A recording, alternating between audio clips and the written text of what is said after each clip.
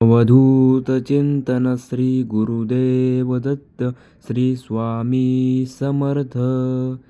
भक्तांनो, आजचा हा संदेश योगायोग नाही. या क्षणी तुम्ही हा संदेश ऐकत आहात यामागेही स्वामींचीच इच्छा आहे.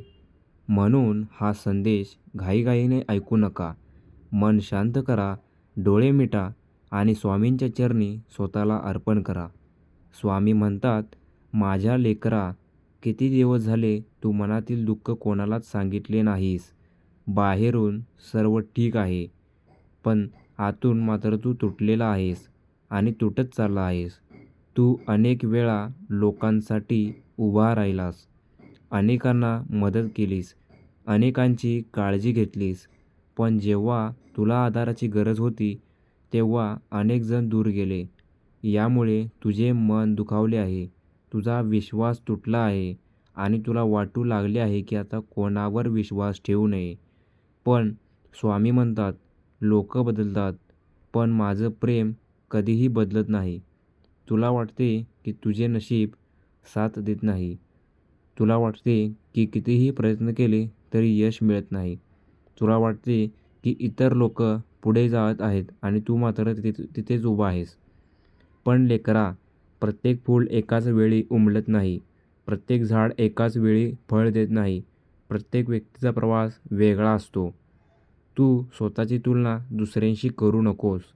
स्वामी म्हणतात, मी तुमच्यासाठी जो मार्ग निवडला आहे तो योग्य वेळी तुम्हाला यशाकडे घेऊन जाईल. आज तुझ्या आयुष्यात जे काही घडत आहे ते तुझ्या विरोधात नाही, ते तुला घडवत आहे. कारण मजबूत इमारत उभी करण्यासाठी पाया हा खोलवर लागतो.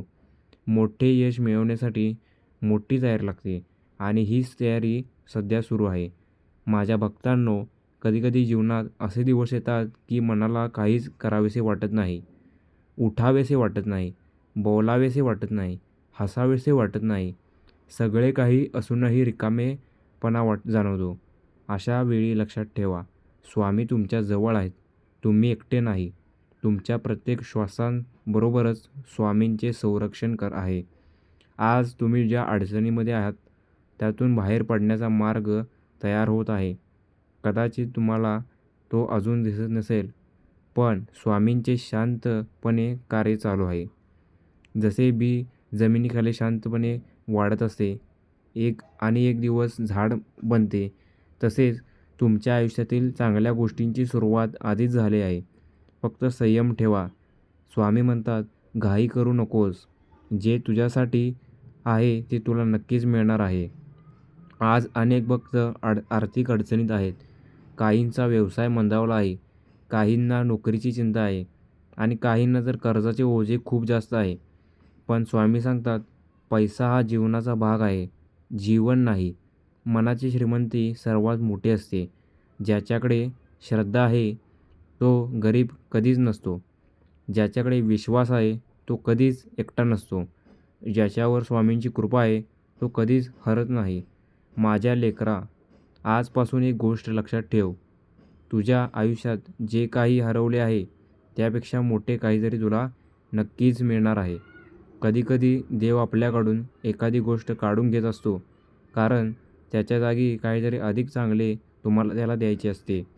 म्हणून भूतकाळाला धरून बसू नकोस. भूतकाळाला कधीही धरून बसू नकोस.